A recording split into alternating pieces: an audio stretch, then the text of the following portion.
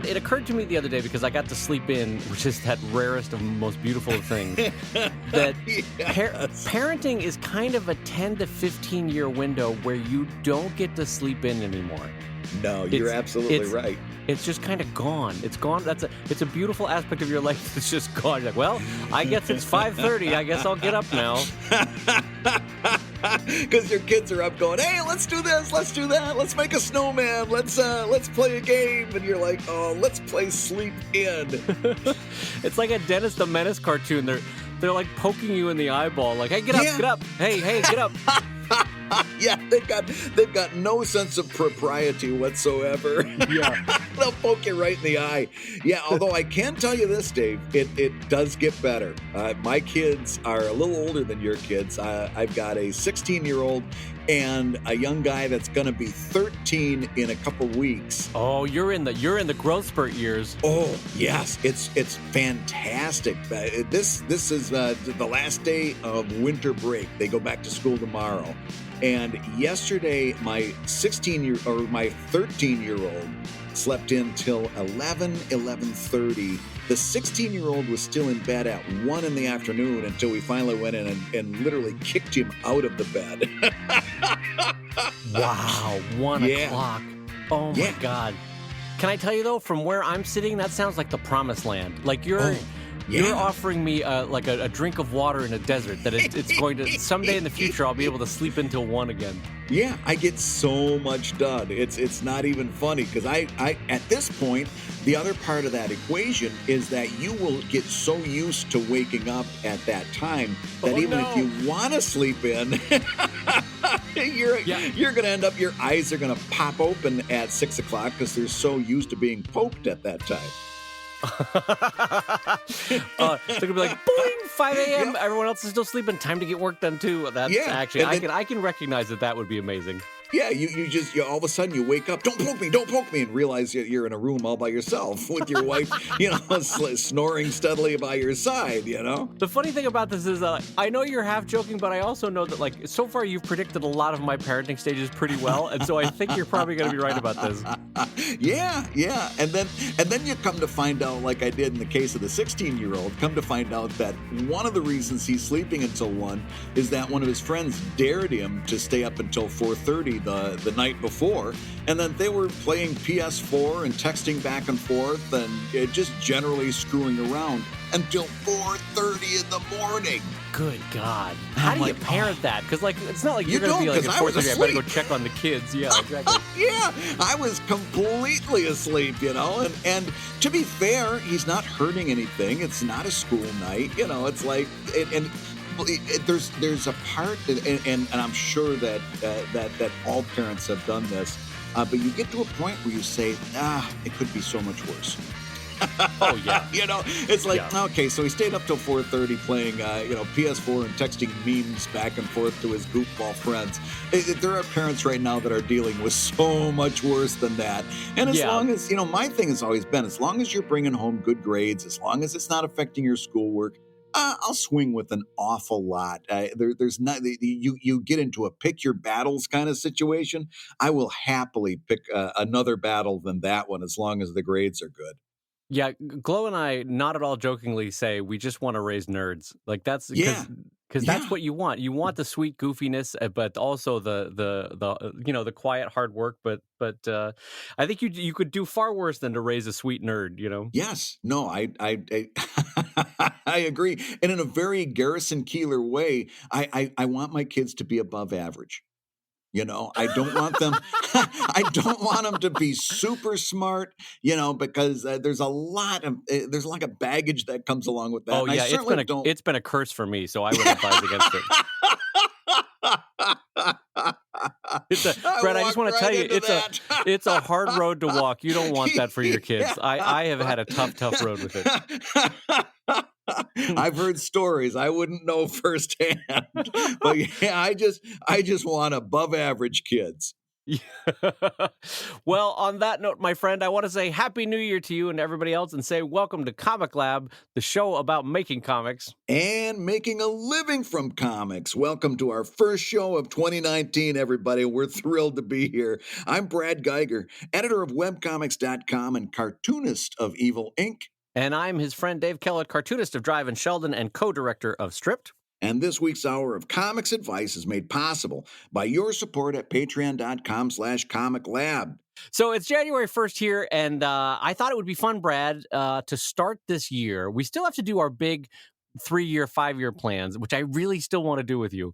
Ugh. But I thought at best today, why don't we tackle what we're going to be doing in 2019? What are our plans? What are our actions? What are our actionable steps? Like what are our, not only what we hope to do, but I think in a more productive way for everyone is how will we keep ourselves on task? How will we keep getting there? How will we keep returning to, all right, got to get back on track kind of a mentality. So let's talk 2019. What are your big, first of all, big plans for the year? What are your big hopes and desires and dreams?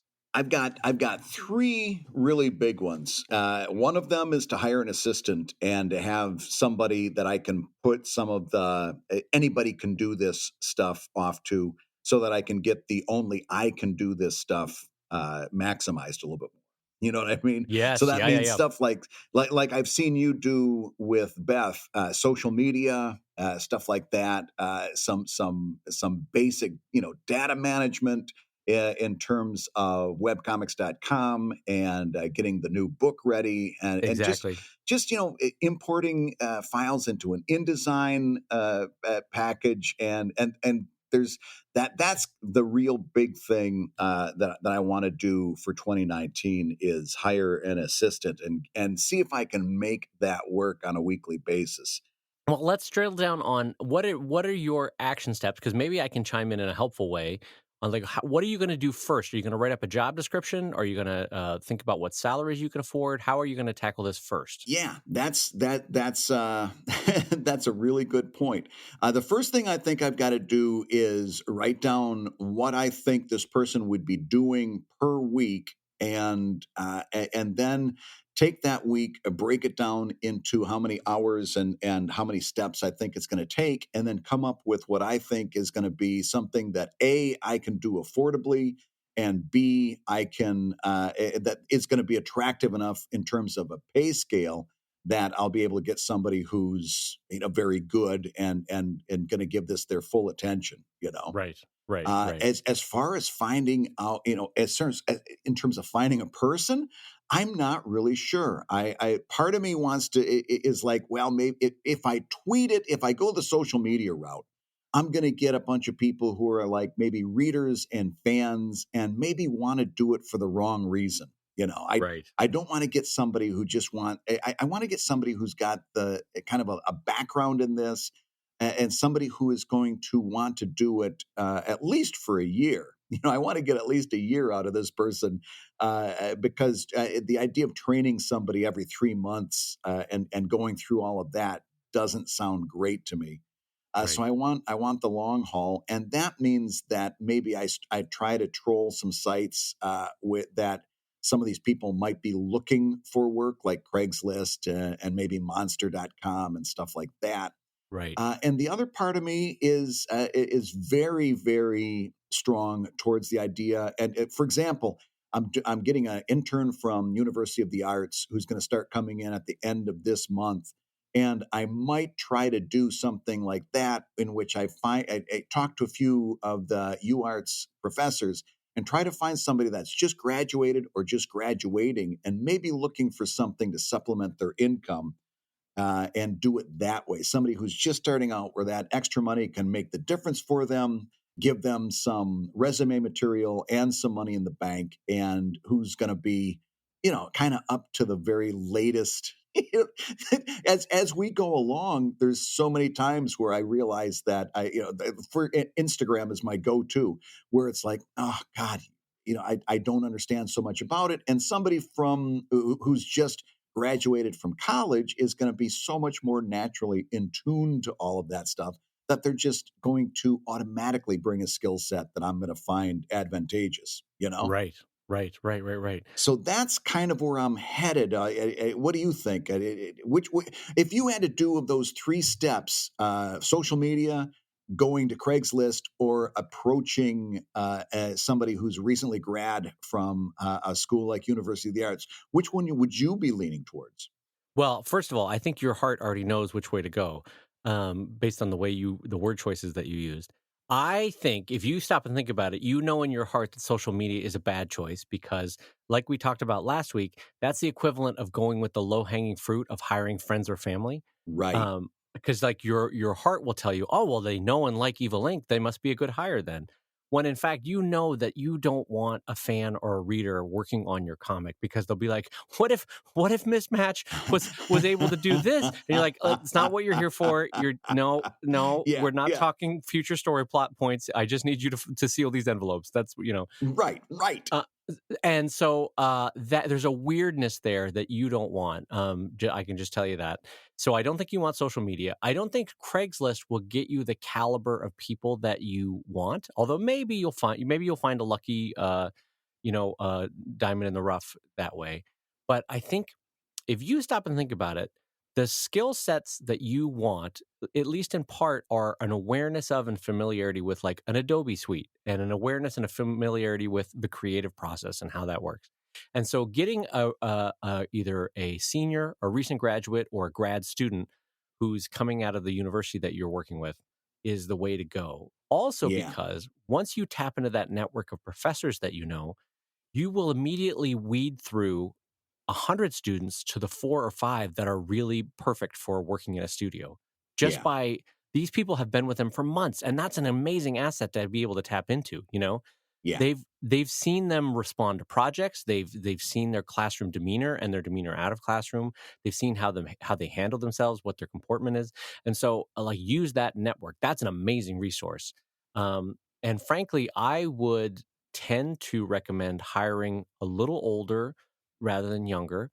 hmm, Although I would say this as a friend, since you're a first time manager, although maybe you manage people at the newspaper, I don't remember. But since no, you're a no, first time not at manager, all. you might be most relaxed with a younger employee. Hmm. Although the trade-off there would be that they would be less skilled in like Adobe Suite or that kind of thing. Right. Because you might be a little stumbling at first in your management, like, well, I think if we could do the XYZ first, and then we'll, like, you know what I mean? You're not gonna know how to delegate it first, Yeah, in a way that you will 3 years from now. So maybe a younger employee is better because they're going to be more forgiving, you know. yeah. Um, Whereas if you hire a 30-year-old, they're going to be like, oh God, what job did I take? What's going on here? What am I getting myself into? Right. And then the other piece of advice that I would give you as a friend is you might think in your heart of hearts, like, I want a cartoonist or an illustrator. And I think actually it's kind of parallel to my thing about fandom is you don't necessarily want to hire someone that wants to do exactly what you want to do. Right. Because that can actually cause problems. Um, you want to hire someone who has parallel skill sets or parallel interests. Maybe they're an illustrator rather than a cartoonist. Maybe they like graphic design rather than comic strip layout. But their skill set could be applied to what you want, but maybe isn't necessarily you want. Now, that's I can also see the flip side being true based on personality. It might be fun to hire a cartoonist to say like, not only will you get a paycheck, but you are going to learn firsthand how I do what I do, and my goal will be at the end of 2 years that you can go out and do your own thing. You know? Right. Right. See, that's kind of what I thought too, is that that's something I can offer is kind of almost like the old syndicated apprenticeship model, where it's like, yeah, you're going to come in and do stuff to help the business. You've got your own thing you're working on, and I can guide you and mentor you along the way. But the main thing you're going to be doing here is not necessarily cartooning. It's going to be more along the lines of grunt work, envelope stuffing, and stuff like that. Right, right. I mean, there's also the awareness that it is still a job and there's still work to be done. And part of what they're coming in for is to do some of the work to let you do the art side of things. But like, I had a conversation with Beth when she first started with the hope saying, because I've had a few assistants in the past, I even say to them now, in all likelihood, we'll probably part ways around 2 years, because that seems to be the point where people are like, all right, time to move on. Hmm. But by the time that they move on, I want my assistants to be able to do everything that I can do. Yeah. That they can do the InDesign, they can work in Vector, they can work all sorts of different raster stuff. Like the other stuff that I can't teach Beth, she's already way better at it with the coloring and the color theory and all that sort of stuff in terms of creating a mood with color. But thankfully, after 3 books together now, she's really good at InDesign and layout. And so when it comes time for her to put together her own first book, she'll be raring to go. And that's a nice feeling in terms of just paying it forward as an artist. Yeah. Yeah. I do like the mentorship part of it. And Yeah, frankly, exactly. I kind of, for the most part, I know what needs to be done in terms of social media and stuff. I can direct that as well. Here's the thing that is going to be pivotal for me. And I want to hear what you think about it, because I keep Okay. hearing you use the words have them come in. And as you know, I'm a hermit. And already the idea of having an intern in my space for 6 hours every Wednesday kind of gives me the little bit of the heebie jeebies. I know I'm going to get used to it and everything, but it's like not the best in terms of just my natural way of being. It on the other hand, the idea of having it, as weird as this sounds, because man, when I was the employee, I always thought teleworking was the greatest answer, and how stupid managers were that they didn't want to trust an employee who wanted to work from home, because it's like, I'm going to do the work. I'm not going to sit there and screw around, and you can certainly trust me. And now that I'm on the other side of that equation, and I'm like, well, maybe this person can just work from home. My immediate reaction is, no way am I going to pay this person cash money and trust them that they've been doing the work. I want them in here so I can see them working. What are your thoughts on it? Would you ever hire somebody to work from home and just kind of check in on them regularly and see if they're doing the stuff they said they were going to do? The immediate response is no, keep them in the studio. And I think that's frankly fair. I think that's probably true, especially for a college kid, that they're going to be like on Instagram 80% of the day anyway. So you might as well get them into the studio where you Yeah. can make sure, like, hey, put your phone over there and let's get to work, kind of a thing. Exactly. So yeah, I think I also, the whole point of employment is to be able to turn on a dime. So if you suddenly need to switch gears, be like, all right, that Illustrator project I have you working on, let's have you switch gears and we're going to do some shipping or this or that, and it just makes your life so much easier when you can turn on a dime. Yeah. And also you need to develop a rapport, and you can really only teleworking doesn't create that. You need the personal touch of being in presence. Yeah. So yeah, I would recommend that. But I think you should write up your description, figure out what salary level you'd like, figure out, I'm assuming you want them to start part-time. Yeah, that's probably the Yeah. smarter way. Yeah, Yeah. that's what I'm Yeah, yeah, yeah. thinking. Like a couple hours a day, maybe 3 days a week would be pretty much what I would be looking for, just to start Yeah. out, to establish a baseline and then grow from there. Yeah. And so then from there, what I would do is I would go talk to the illustration professors, the painting professors, the sculpting professors, see who was a really standout good student. And kind of like we were talking about with kids, you want to hire the nerd, you Yeah. want to hire the person that even on their own wants to do the job right, just because they have a sense of pride. And, you already can intuit what you want in terms of personality. You don't want the big person in a small studio space, the big personality in a small Right. studio space. Right. You want the quiet nerd who puts their head down and gets to work. Exactly. And so uh, already just by talking to professors, you'll benefit from their insight, having worked with their students month in and month out. So I think that's the smart way to go. So good. I Yeah. think I'm excited for you to go down that path in 2019. I think it's going to be a learning curve, just so you know, and it's going to be weird. It's weird having someone else in your studio, but you will benefit from it, and they will benefit from it because you're a cartoonist and a good teacher, and they will come out of it better on the other side. Yeah, that part I do like the idea of mentoring somebody that in a like I know I do a lot of, and you as well. We do a lot of online mentoring where we say, here's some thoughts, and we share a lot of information through this podcast and otherwise. But the Right. idea of taking somebody on a one-to-one basis and really do that a lot more significantly is something that kind of appeals to me as well. So Right. that's something I'm kind of looking forward to. Yeah, and another reason, just to put a capstone on that thought about working physically in the space, is that you want them to come to care about your work, and in the same way that you want to come to care about their broader scope of their career and how you can help them. Right. Um, I mean, not to make it sound cheesy, but ultimately, you want to be a good human in this and make their life better in the same way that they're making your life better. So, working physically in the studio can make that happen in a more pleasant and productive way, I think. So, Yeah. anyway, I'm excited for that. Good. Okay, good. So we've knocked down one of your 2019 goals. Yes. Now I want to hear something that you've got on tap for 2019. Okay, so I'm gonna try. Oh boy, I don't know which one to tackle first. So we talked before that I've overscheduled Comic Cons for this year. I've got 5 of them coming Yes. down the pipe, and I'm gonna be honest with you and with the world. That's a bad idea for all the other goals that I have for this year because I have too many. But anyway, so I've got 5 of them. So now you've got 5 now, but does that include the NCS Fest? Yes, so that's gonna be the one in Huntington Beach, which is Yeah. just down the road, and also WonderCon, which is just down the road, and San Yeah. Diego Comic-Con, which is a bit of a hike, but it's also down the road. So 3 of them are in Southern California. So there's only 2 traveling shows. One is Emerald City Comic-Con, and one is, an Alaskan comics retreat, that I have blocked out on my schedule, even though I haven't been accepted yet. We'll see if they accept me, but Right. I have it blocked out on my schedule to go to Alaska, which I haven't been to in 25 years, so that'll be fun.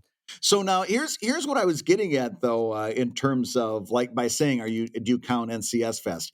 I'm doing that one too, but I don't even really count that as a comic convention. In that, I don't think I'm even going to prepare for that the way I prepare for a comic convention. I'll probably bring a couple dozen of my most recent book, and that's about it. Maybe a banner stand because I don't see, especially since this is their first time out, it's an outdoors type of thing. It's going to be a completely different atmosphere than a traditional comic convention. Yeah. And I don't expect that there's going to be a whole lot in terms of sales, unless I'm going to be pleasantly surprised. So I don't know that I count that so much as you're going to have time off that you're going to have to compensate for in your schedule in terms of getting work done. But in terms of like, oh, I've got to make sure I've got, 10 copies of this book and 10 copies of that book, and I've got to make sure I do this kind of marketing outreach. I don't know that are you planning on doing this the way you would do a standard comic convention? In general, I think yes is my broad question mark answer, that I'm gonna do the show like I do a standard Comic-Con, but it'll be you there, it'll be me there, it'll be other Southern California cartoonists. You and I are probably gonna record a couple podcast episodes. We'll probably have Yeah. a glass of wine at the end of each night, so it won't be like a standard Comic-Con, but it'll be close to a Comic-Con, question mark? I'm not sure. Yeah. Yeah. But anyway, so I mentioned the shows in general because I wanted to tell you that they do put an impedance on my other goals, and my 2 big goals for this year are 2 books. Years after finishing Stripped, I'm now kind of back on schedule. In the last 18 months, I put out 3 books, and I Yeah. want to keep that going for this year, which is every 6 months a new book. And so my publishing schedule for this year is that I'm going to do a book that's entirely all the Sheldon pop culture strips. Ooh. That's the next one I'm gonna do. And so, I don't know if you remember, I did one that was all the coffee strips, one that was all the pug strips, one that was all the literature strips, Yeah. and, those do really well. People like the themed collections. Yeah. So, I'm gonna do one that's just the pop culture strips. So that's all the Star Wars jokes, all the Lord of the Rings jokes, all the Star Trek jokes, all that kinda stuff in one comic book. Are they going to be separated by category, like one chapter just Star Trek, another chapter just Star Wars, or are they going to be interspersed? Well, this is actually a good point. I would love to hear your opinion. Without me telling you what I'm going to do, you tell me first. Your first reaction? What should I do? Separate them out or intersperse them? Separate them out. I want. It appeals to me that there's just one thing that I can solidly get into a Star Wars mindset and just enjoy all of those. And then then you turn the page and it's a big splash illo of Star Trek, and then I know I'm going to get solid Star Trek. Also, if I'm a fan, I can jump to exactly the one that I'm the biggest fan of. This is why we're friends. Okay, good. So that's what I'm doing. Yes. That's my plan, is to separate them out, Yeah. and I'm also going to colorize them. So, and by me, I mean Beth is going to colorize Yes. them. But we're gonna because there's a good decade there of pretty solid jokes where they weren't yet in color, and so we're gonna get them all to color, and I think we're gonna end up with something like 200 pages, 250 pages. Oh, So that's it'll be a good great. solid book. And I think it'll be pretty. So that's going to be in the spring to come out at San Diego Comic-Con. And then in the fall for my Christmas release, I'm going to try something that I've never done before. Are you ready for this? Because I'm I'm ready. nervous about it, and I would love to get your advice. I'm going to do a children's book this fall. Ooh, what a great idea. Yeah. Do you have the plot, the concept? Yep. I got it all ready to go. Oh, It technically it won't be hard to write or to do it. But emotionally, I will be honest that because it's new and it's so different, I'm not sure about it. I guess the word I'm looking for is anxious. I'm anxious about it. no, this is fantastic because I remember when we were talking during the last show when we did the 2018 wrap up, and you were talking about scheduling. And you said you like to put one thing on your schedule that scares you a little bit. And Oh, that's it's true. I did say that, didn't I? yeah, Yes. yeah. Oh, you were so smart when you said that. I guess past me was right. That's I right. am scaring myself. Good. And it sounds like this is your thing. This is the thing that scares you a little bit. Well, Brad, I've been doing cartooning for 20 years now publicly, semi-professionally and then professionally. And you have to keep things new and interesting for yourself. You have Yeah. to stir it up every once in a while. And so for me, a kid's book is so different that it seems to me a challenge. Like, Yeah. a lot of people come to us as cartoonists to be like, I got a great idea for a children's book, because they Yeah. think it's easy, but it's actually harder to do it well, to find of all the myriad words you could choose in the English language, to find the 4 or 5 that work for that page. It's really hard to do. Yeah. And to make that perfect marriage of guiding illustration and guiding words that bring a kid's eyes along to the next page. It's a lot harder than people think. And you look at like Mo Willems or you look at Dr. Seuss and you see how they do it. And you think, oh, well, that's easy. It's not easy. So I'm No. anxious about how to do it and do it well. So we'll see. We'll see how it goes. So you're planning on kickstarting this? Yes. And so here's another thing that I'm also nervous about Yeah. is that I have gotten used to a certain level of profit and a certain level of margins. Yeah. And just by nature of the fact that it's going to be whatever it is, a 32-page book, hardcover, full color, this is a very different margin and a very different gross for me as a product. Yeah. So I'm not sure how it's going to go. I don't know. And I also don't know if people will back me. Do people want a kid's book from Dave Kellett? I have no Right. idea. But I think they do. I hope they do, but maybe not. Maybe people are like, hey, good for you, Dave. Pat on the back. Not buying it, but good for you. I'm glad you did it. There's always that chance, but having it tabled next to you for years and years, I think it's a pretty calculated risk. I wouldn't be a bit surprised to find that there's a very enthusiastic response to this, and in terms of emotion and financial backing.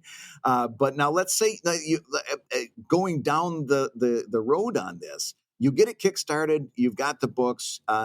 Would you approach like Scholastic saying, I've done this book and I can hand it over to you for further distribution? Or is this something that you just want to stay self-published and then put it into distro yourself? So I am under no illusions as to me approaching Scholastic and them being like, Dave Kellett, we've been waiting for you. Oh, we're so glad you're here. We had heard about this Kickstarter project and we're so glad you submitted. Yes, we're immediately greenlighting this. No, I'm under no illusions that it's not going to be picked up by any publisher. You don't think? No, I don't think With so. the sight unseen, if you do a Kickstarter, it goes like let's say you've got the numbers of the recent Pug book, and you bring that to a Scholastic and say, take a look at the level of success this is already have. I am willing to hand it over to you for distribution rights. They're not going to take that? No, I don't think so. Wow. First of all, I'd have to get an agent. They don't want to deal with just me. Yeah, that's and true. so I have heard I'd have that. to go get an agent, which I don't want to do. and then the agent would want to change pages, which I won't want to do. And then with the change pages, they'll go to Scholastic, and then Scholastic will want to change pages, and I'll be like, "Wow, I don't want to do that either." But then I'll have to do that, and so and then the money will not be that great, and I'll be like, "Why am I? I wasn't making much money on this anyway, and now I'm jumping through a lot of hoops to do something that I." So anyway, so even if Scholastic were to pick it up, or one of the bigger ones would pick it up, it would be a lot of hoops, and it would be not a tremendous amount of money up front. And if I went with a smaller publisher, it would be a lot of hoops and an even smaller amount of money up front. And so for me, I just want to do it. I just want to get it out in the world. I'll make a few 10,000 off of it, and that'll be that. That makes sense. That makes sense. So this is going to be a completely self-published venture. Yeah, and I mean, I'm not a dummy. I'll walk it around Comic-Con to different publishers and say, "Do you see any there?" Yeah. Like I've done with certain projects of mine. But the competition and the number of children's books that are being submitted every year, I'm under no illusions as to my chances.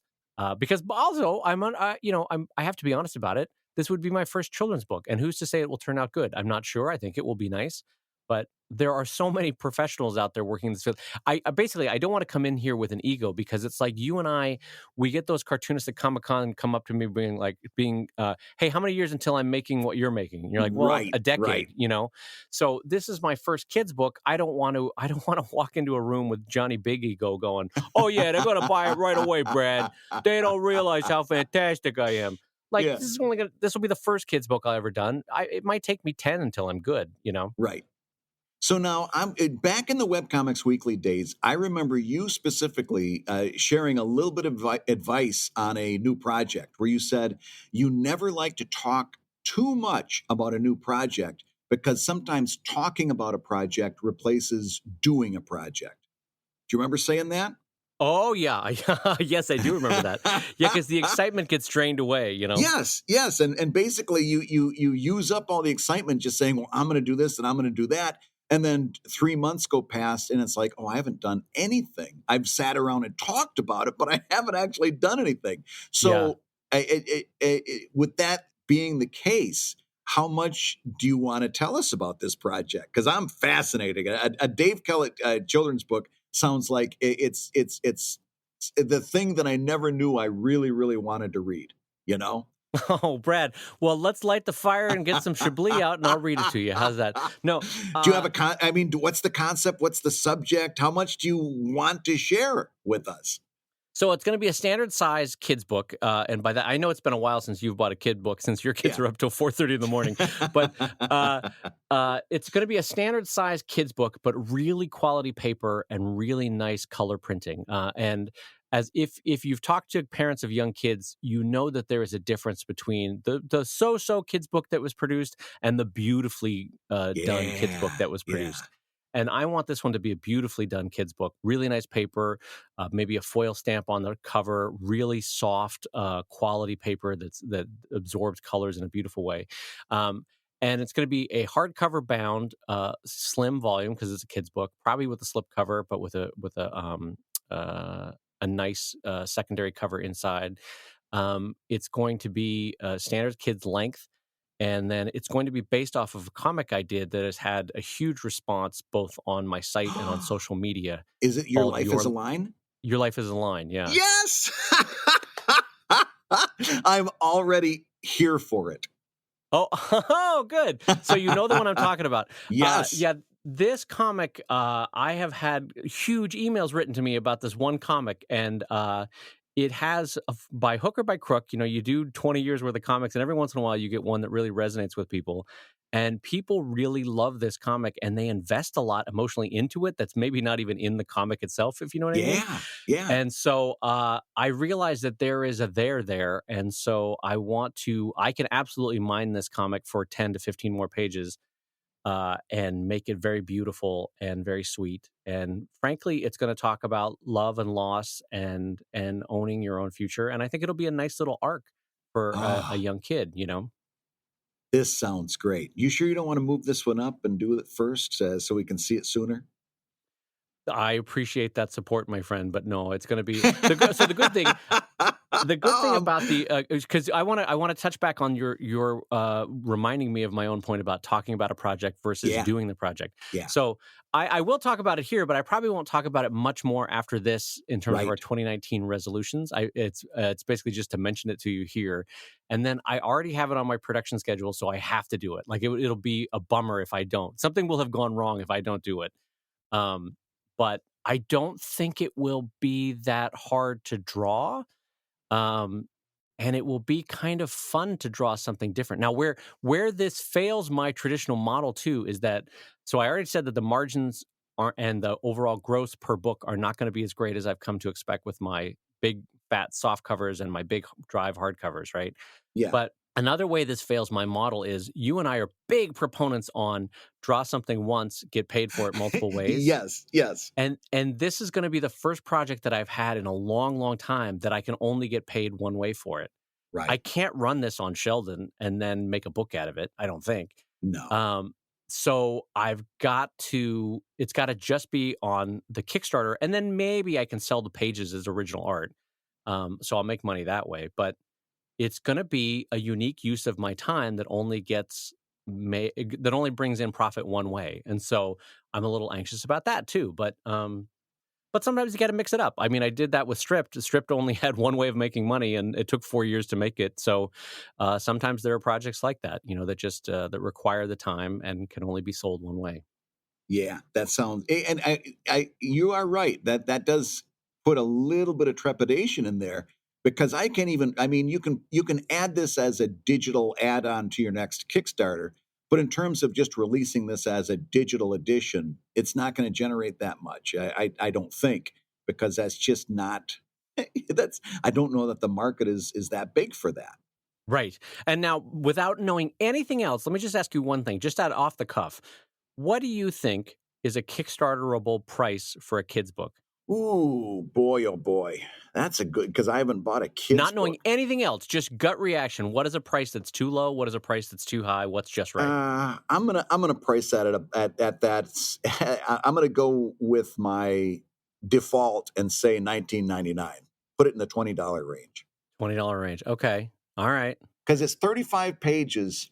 But I haven't picked up a kid's book in a long time, so 25 maybe. But for a kid's book, yeah, yep. My gut with no research, so it's just talking out of my hindquarters here. 1999. Because here's the Yeah. deal. Here's the so you got to think how is this thing going to be bought? And certainly it's going to be bought by a parent who wants to read it to their kid. But even more so, it's going to be bought as a birthday present or a Christmas. It's going to be bought to be gifted, right? Gifted. Yep. Yep. And so you're looking for something, and of course you're going to buy little Jimmy, the latest toy of the month and everything. But you're invited to a birthday party, and you want to be the cool aunt, you want to be the cool uncle that gives something that's just a little bit more meaningful than that. You're going to look for something to slide in with that robot.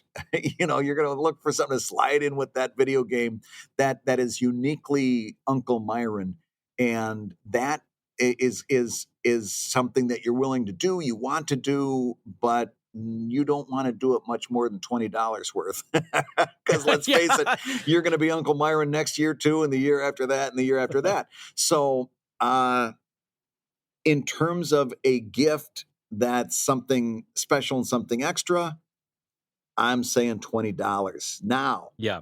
I know So you've researched this. What's the answer you came to? no, I think emotionally, this is separate from my research. I think emotionally, you're right. I can't go above $20.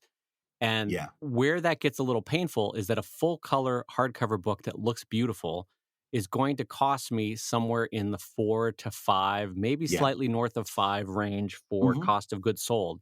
And so that's going to be about 4 times cost for the pricing. And normally, people know, I like to price 5 times cost for all of the reasons that we've talked about, whether I ever wholesale it, whether I have to pay for damaged product down the line, whether I have, you need that built in profit margin, not because you're greedy, but because you need to make a living for in and among all the other ways that book can lose you money down the road. Yeah, yeah. So 4 times cost is okay. I can make that work. It's just, it's not bringing in a ton of money. But for the ability and the chance to try something new and different, I think it's worth it. I think it's fun. I think it's fun Mhm. to try. I will be happy to have done it, if you know what I mean. Yeah. It'll be something nice to have out on your table when you do comic conventions. That's a little bit different, and I know you like having that sort of thing displayed prominently, where it's going to bring in the person that wouldn't normally be stopping at your table. Yeah. Yeah, but it's going to be, I mean, maybe we will talk about this in the fall as we get closer and I get some technical questions for you to share publicly. But for the most part, I think it will be, in general, I'm just excited to do it as something that's very different for a very different market, very different audience, priced very differently than I normally would price it, created in a way that's very different from my other get paid for it many ways comics. And so there's a lot of different aspects about this that are quote unquote new. And for that Yeah. reason, I'm excited to do it. So anyway, that's my big book challenge for this year. Oh, that sounds But so great. listen, I'm seeing a red light blinking on my Ooh. dashboard here that we've got a guest coming in. Are you ready to chat NCS Fest for a second, my friend? Yes, we've got company. This is so cool. Well, let's welcome him in. Well, Brad, speaking of shows for 2019, let's talk about a new show that I'm super excited about. This is the National Cartoonist Society NCS Fest in Huntington Beach. Yeah. Now, I know you're familiar with it, Brad, because you're coming. The two of us are coming. Wild horses couldn't keep me away. Wild horses, what a reference. All right. Well, listen, here to talk with us about it, we have the two-time past president of the National Cartoonist Society and the current president of the NCS's charity arm, and that's the NCS Foundation. This is Steve McGarry. Hi, Steve. How you doing? Hello, chaps. Yes, I'm doing very well, thank you. Well, thanks so much for coming on to talk about the show. For those not familiar with Steve's work, first of all, I should say, I want to direct you to stevemcgarry.com, and that's McGarry with an MC, not an MAC, stevemcgarry.com. Steve is one of the best portraiture and caricature cartoonists in the world. Yeah. And if you can get him to talk comics over beer, it's one of the best hour to 2 hours of your life. So I highly recommend you cornering him at a Comic-Con and buying him a beer. How's that, Steve? How's that for an intro? Buy him a beer.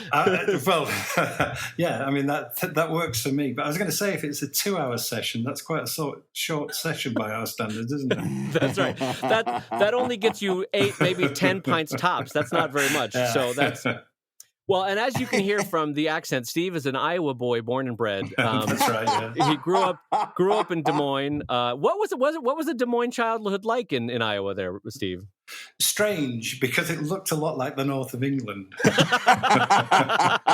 say that a lot about Iowa. Yeah. It's got that continental flair. Yeah, Iowa and Manchester virtually identical in look and lifestyle. Yeah, it was in those days. It's changed a lot since then. Now it's Starbucks everywhere. And, it's lost the charm. Now it feels strangely American now. But, yeah. Well, all right. So let's get in on this. So for those that aren't familiar, for cartoonists that are not familiar with it around the world, what is the NCS, the National Cartoonist Society?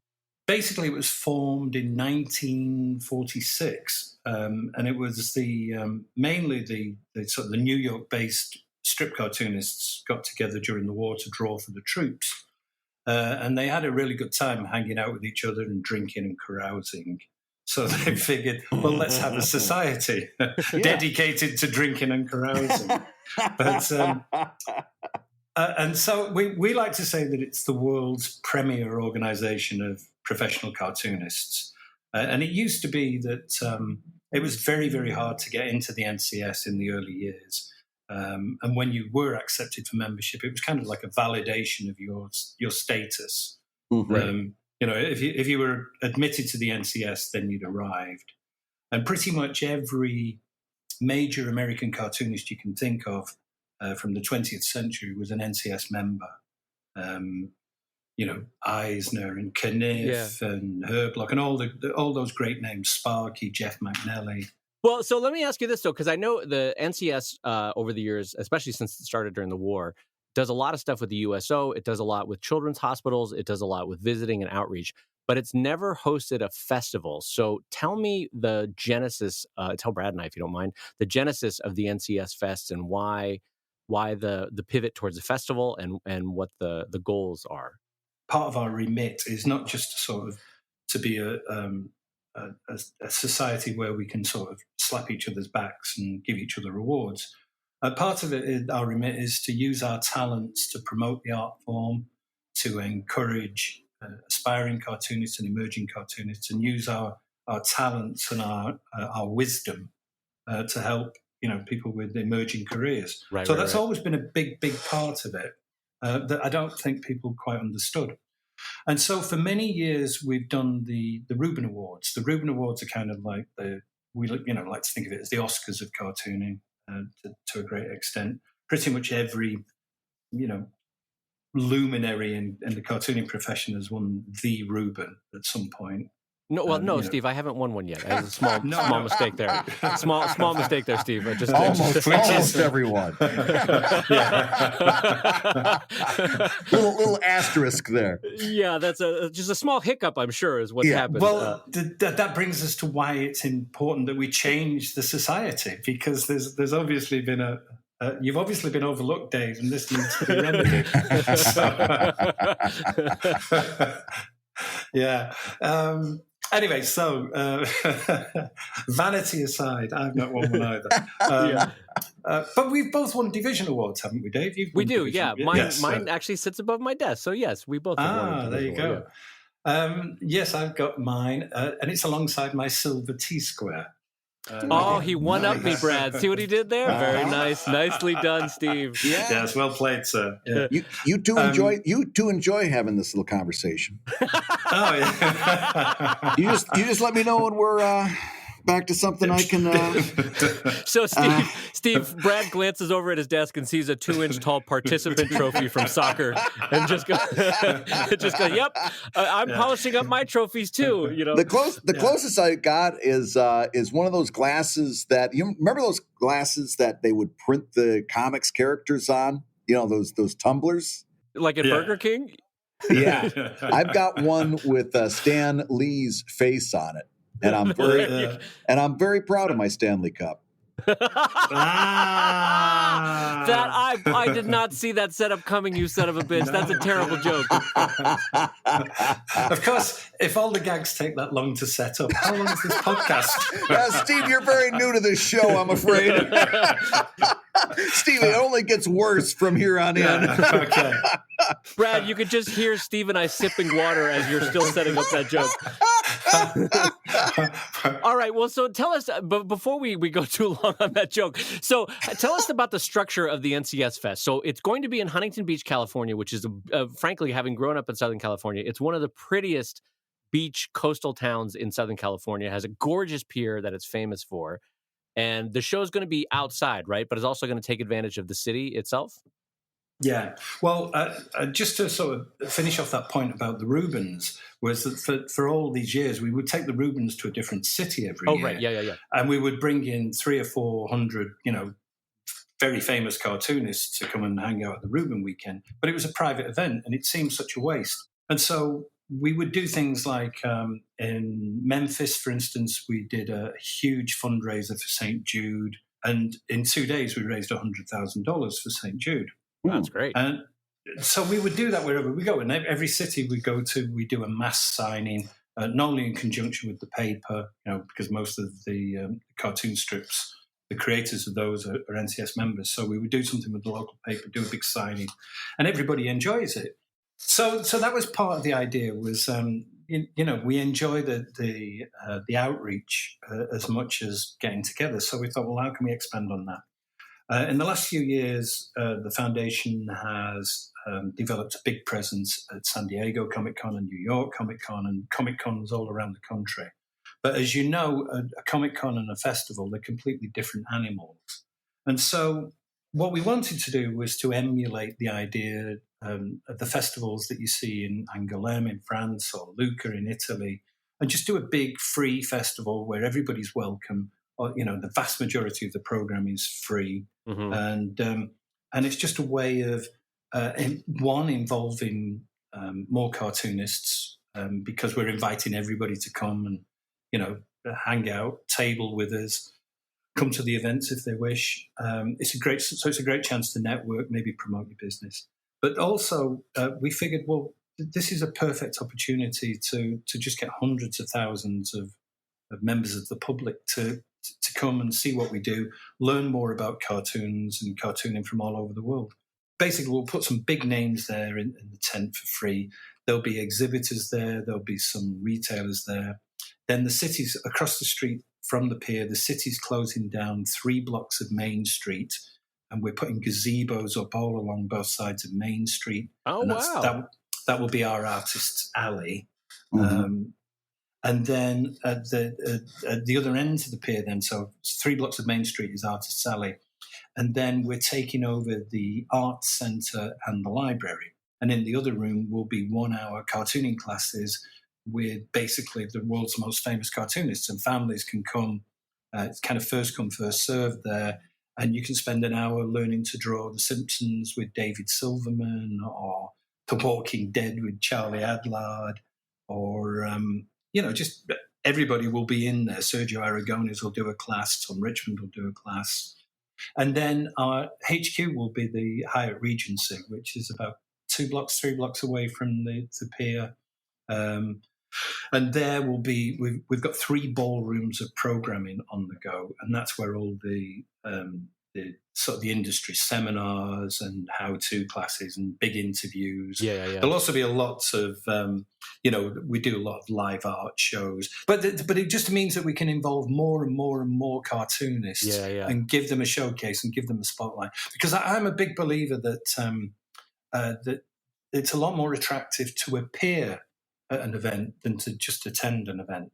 Mm-hmm. Right. And so we want to spotlight as many cartoonists as we can and give them a platform and just allow them to, one, to sort of interact with their peers and, meet cartoonists from all over the world. But 2, more importantly, promote their business, because in the end, we're all professionals. This is what we need to do. Well, on that note, before we close it out, I want to direct everyone to ncsfest.com. And as I said, Brad and I will be exhibiting there. Steve will be exhibiting there.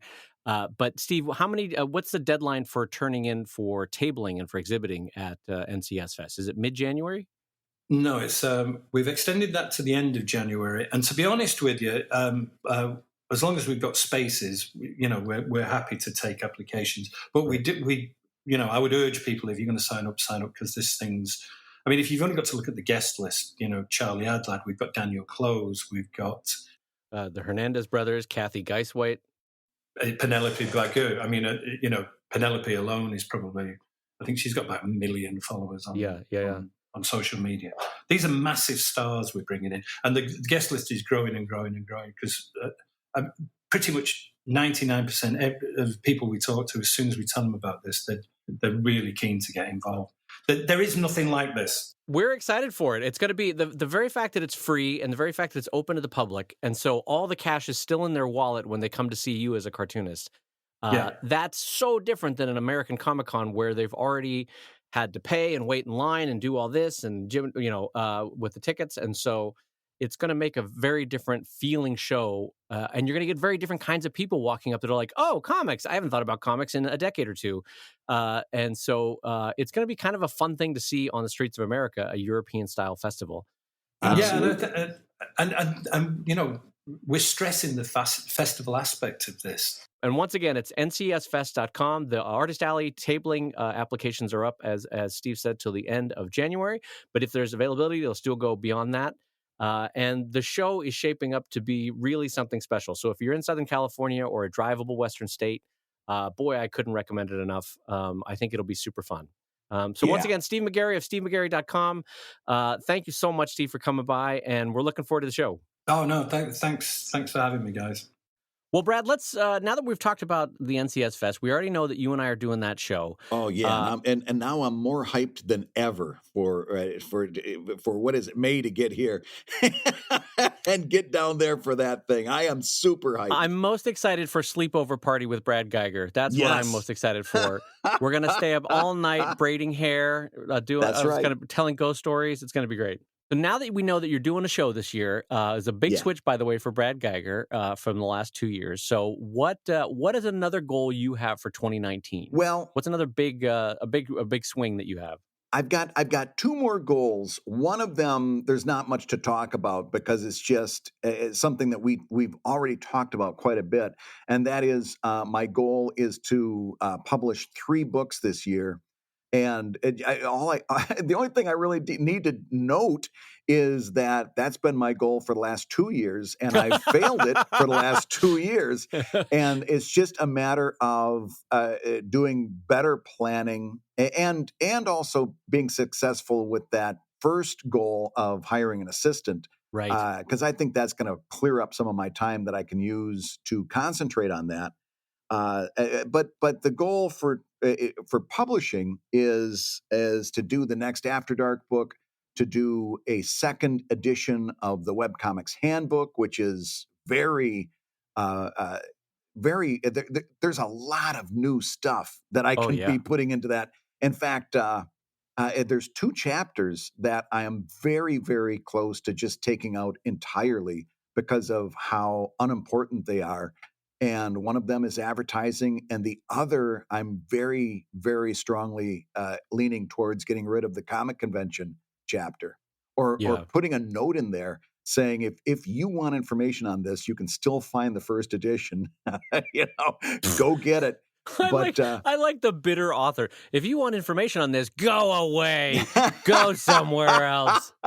Well, you can still find that first edition or like webcomics.com, but I don't know that it justifies taking up that much space in the book. And comic conventions used to take up a lot of space in the book. I know. I just like that attitude, though. So, hi, everybody. Brad Geiger chiming in. If you'd like some information on Comic-Con, go eat rocks. Go pound sand. You're an idiot. Go home and tell your mom she raised an idiot. Go run to mama and tell her she raised a dummy. You're a dummy. All right. So, an Evil Ink After Dark book, an update of the webcomics book. What's the third one that you want to do?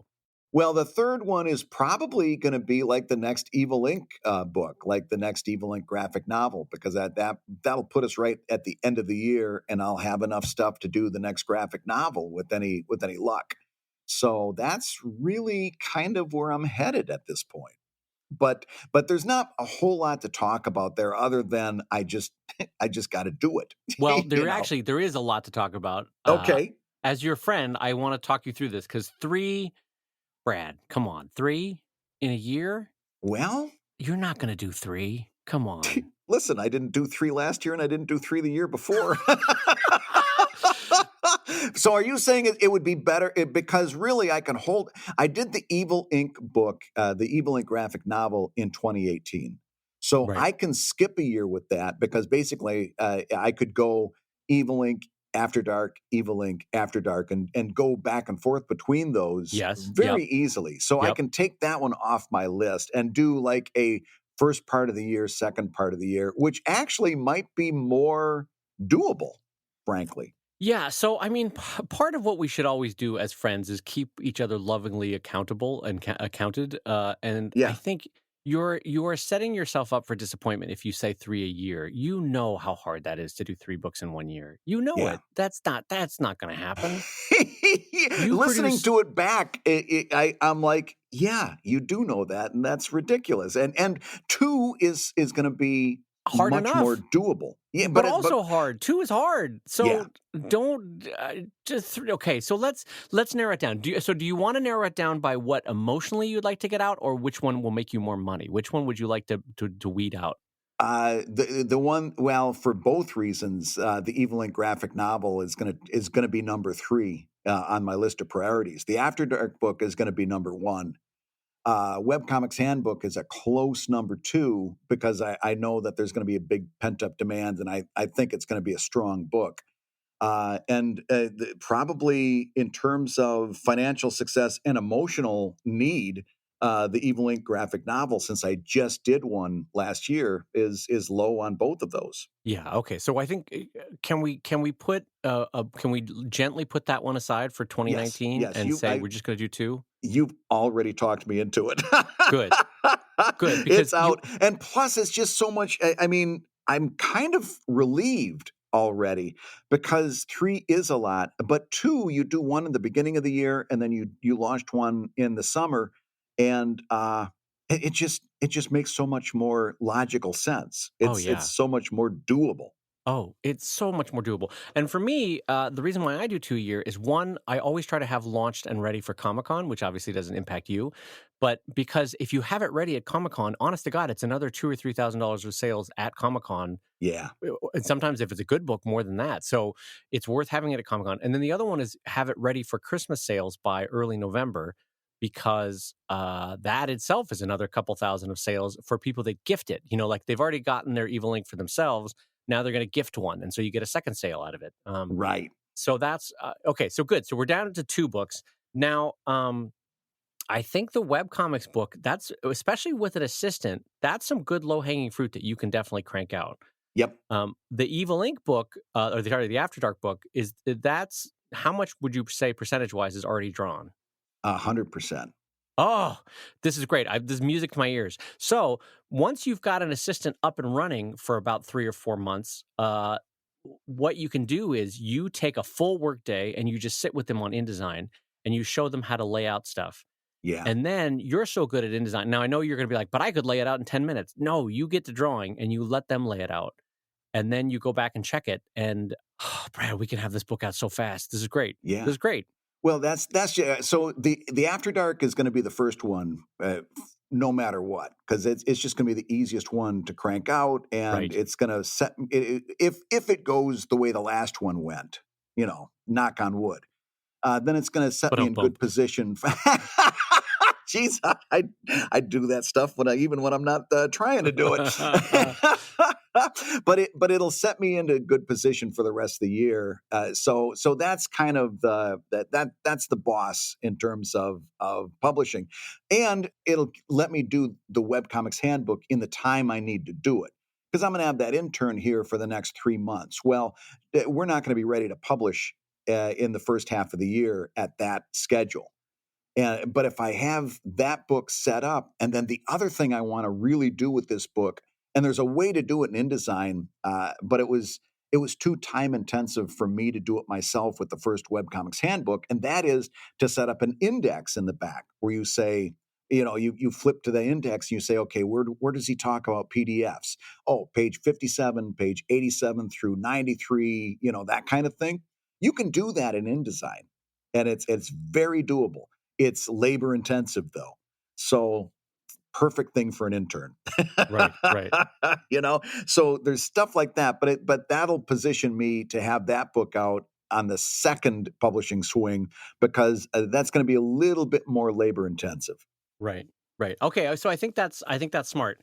I'm excited for you now because 2 books that are frankly have a big chunks of them already done is great. That's a great sign for your 2018 or 2019. Yeah. And I want to tell you one other thing too. Having just kickstarted the Drive 2 book, here's some fun news for you for your Kickstarter is that you now have the opportunity not just to sell the second After Dark book, but you're going to sell the 1-2 pack in that Kickstarter. And chef's kiss, that's the best thing, because you get a lot of people jumping in on a one-time shipping cost, and they're getting 2 books. And it's great. You're going to love that. It's going to be just an extra 1,000 or 2 of just that. So that's great. Oh, and don't forget, what's probably going to happen with that first After Dark book is the same thing that happened with the thing that's going to happen with the second After Dark is that with the first After Dark, I actually put out 3 books. There was the Courting Disaster collection and the Commission's comic. So there's actually 3 that they can knock on, and I'll probably do something similar in the After Dark swing, where I've got a couple ideas of what I can do that might be kind of fun. So there's a big knock-on sales effect that is going to happen with that first Kickstarter. Right. Yeah. So another thing that I want to warn you about as a friend is the intern in your studio or in any way involved in your studio. Yeah. Because this has become a big issue in labor laws in the last few years, and with good reason. Because some Fortune 500 companies have taken really big advantage of internships. So you have to be careful with an internship that you are complying with labor laws, because most often now, like 90% of the time, interns are supposed to be paid legally. Yeah. Because frankly, there was a lot of abuse of internships by big companies. So I just want you to be careful with it, that make sure that they're getting either school credit, that they're aware that it's unpaid, that you're not deriving any benefit from their internship, and either by physical work getting done or anything like that.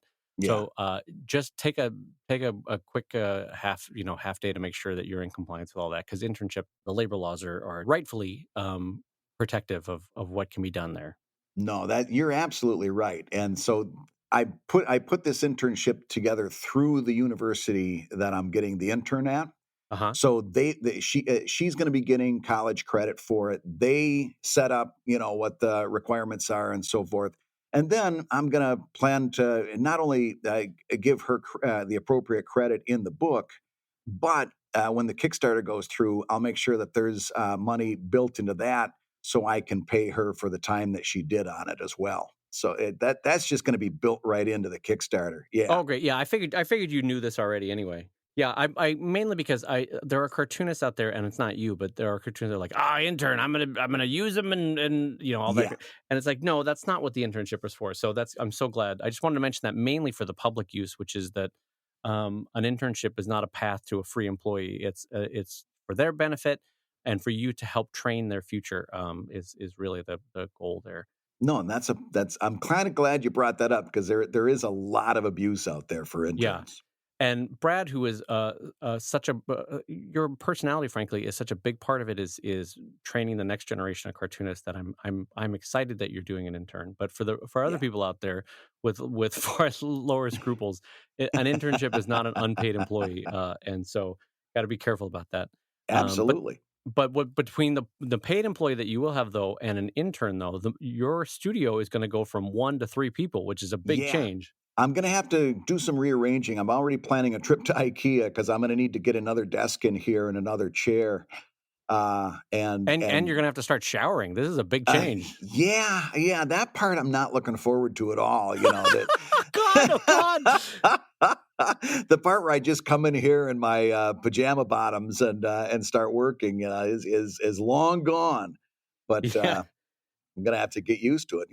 Put my big boy pants on, or any pants. I'm excited though for your 2019. This is a good year ahead of you for what you got coming. Yeah, well, I mean, this whole thing is something that scares you. The whole Oh idea yeah. of working with other Yeah, yeah. people and delegating like that. I've done it once and had a very good experience, but that's definitely something that has me a little bit nervous. Right, right. Um well, for me, the things that so I every year, remember I told you before that I was making my plans for 2019 with Beth, and at Yeah. one point she just kind of stopped me and she's like, "You cannot do all of this. You can stop planning. You can't do. You won't. You're going to setting yourself up for failure." Yeah. And that's why I was glad to have that discussion about 3 books with you, because Yeah. I have all these plans of other things that I want to do that I'm not mentioning on the show. Yeah. There is a comics related TV show that I want to do with Fred Schroeder, my friend and co-director on Stripped. Really? That's a whole big project. I don't know that I'll ever have time for that in this coming year. Hmm. There is a book club that I want to do with Dylan McConis. I don't know if I'm going to have time to do that with her. It's a podcast book club, um, and I don't know that I'll have time to do that with her. There's like 3 other projects that are small. There's a fun quick starter I want to do with you around Comic Lab that I think we Yeah. may find time between the two of us to do it. Um, I know what you're talking about, and I think it would be really cool. yeah, I think it'd be fun too. For those that don't know, quick starters are like Kickstarters, but they only go for like 7 days and they're really, crank them out kind of a thing. So Brad and I might do one around Comic Lab. Long story short though, Brad, I have all these other plans for 2019 that like, I don't know how to classify them, because if I don't start working them in, it's not like my years in the future suddenly have a whole month that are free. Well, yes and no. I'm going to bring you right to the beginning of the show, and I'm going to remind you that as your kids get older, you're going to have more time on your hands just naturally. They're going to start doing things on their own. They're not going to need as much supervision, and you are going to find yourself with more usable hours in a few years. Well, the cat's in the cradle and the silver spoon, the little boy blue and the man in the moon. I hear you, Brad. No, no, you're probably right. I get some of my time back, don't I? Yeah. So I wouldn't feel too upset about putting a couple of those ideas on the shelf because it's gonna happen sooner than you think. your kids, they're going to get old right in front of your eyes, and it's gonna start to loosen up a little bit. They're going to start sleeping in. They're going to start doing stuff on their own, and you're gonna get an hour here and an hour there, and it's going to start to build. Yeah. All right. Well, that's good. Well, that actually informs the conversation we're going to have down the line, which is our 3-year plans and our 5-year plans. Yes. Because I think you and I, knowing and liking and loving the other one, will be able to course correct where our 3 and 5-year plans should go. You know what I mean? Yeah. Like No, I might say to you, Brad, I idea. want to do 2 more movies, and you're going to take me by the shoulders and be like, David, sit down for a minute. You're not even going to do 1 movie in 4 years. Come on, let's just. And so I'm excited. I still want to do that. I want to challenge us to do those 3 and 5-year plans, because I think it'll be good for people to see what it's like when a cartoonist really plans out a bigger arc for their career. Because it is, frankly, and I say this to you as a friend, it's time for you to start reaching bigger and higher. And maybe it's time for me to start reaching bigger, higher.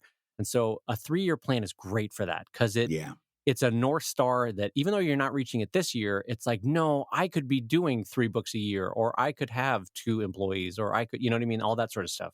Right. No, that's it's a conversation that scares the hell out of me, but I think it's going to be for that very reason. I think it's the reason I should do it. I've been avoiding it. I've been completely avoiding it. So you're gonna have to drag me kicking and screaming, but I'm gonna thank you for it. Have you been avoiding it? I don't. Oh yeah. I hoped really? I hoped you were gonna forget about it. Well, we keep getting emails from people being like, "Hey, when are you going to do your 3 and 5-year plan?" I know, and I want you to know, when I see those emails, it's like, shut up! You're going to remind him. So Brad and I have a shared email for ComicLab, and it's making me laugh that Brad might be deleting those emails. Like, oh God, I hope Dave hasn't checked this yet. Oh, delete. Oh,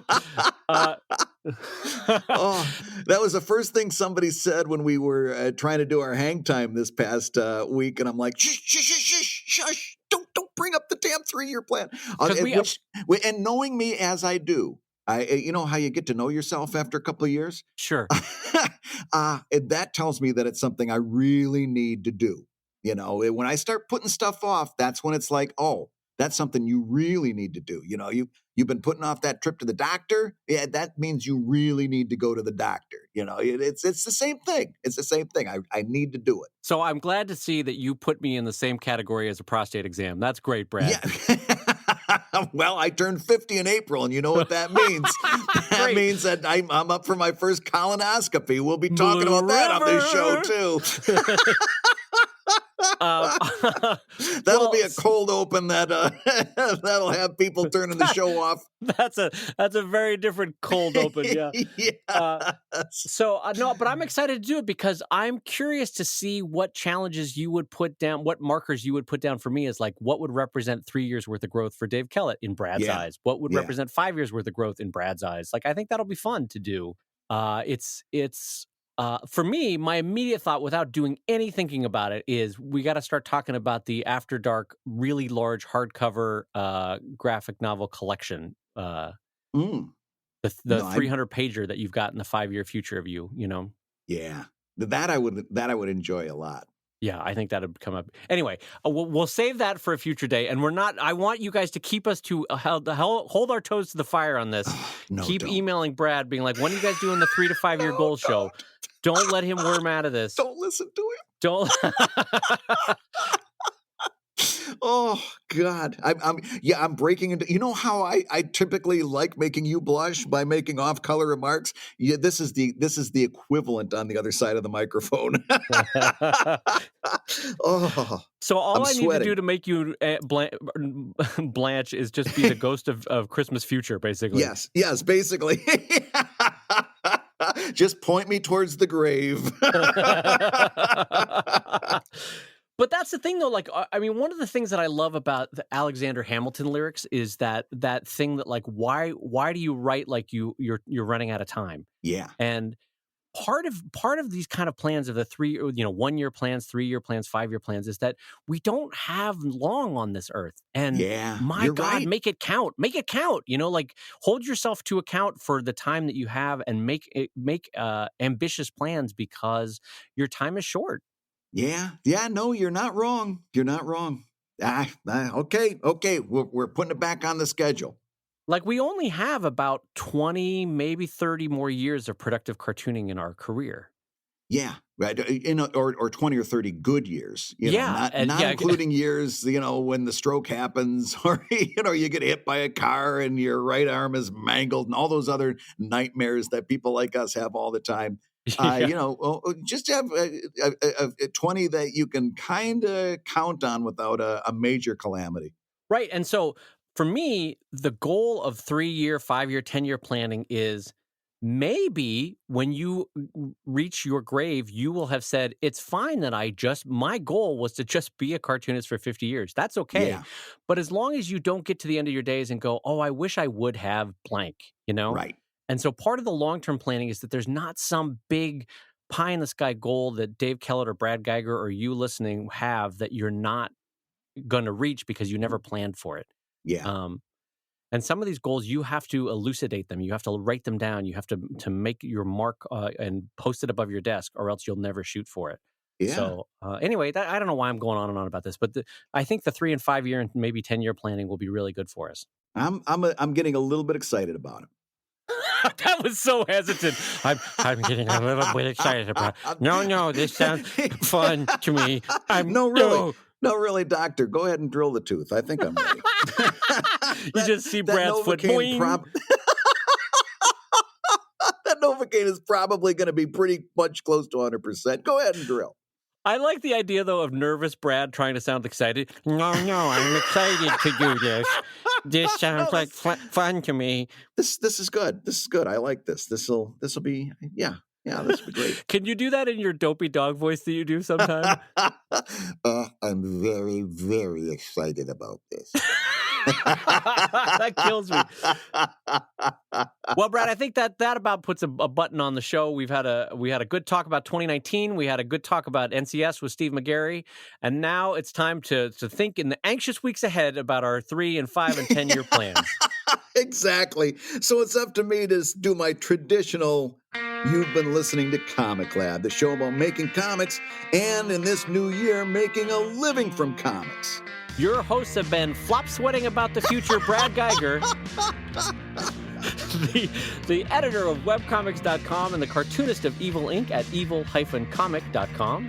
And dragging his friend Kicking and Screaming Dave Kellett, co-director of Stripped and cartoonist of Sheldon at sheldoncomics.com and Drive at drivecomic.com. And the ComicLab theme song, which is currently masking Brad's nervous burping, is used with permission from Andy Creighton at the World... I don't know where that joke came from. At theworldrecord.net.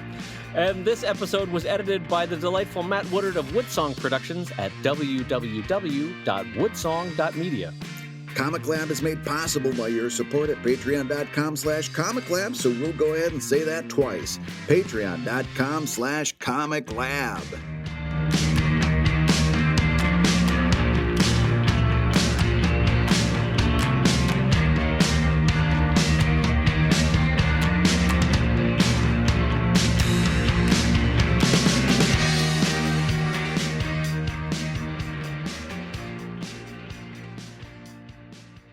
What is nervous burping? I don't know, but it's beautiful poetry.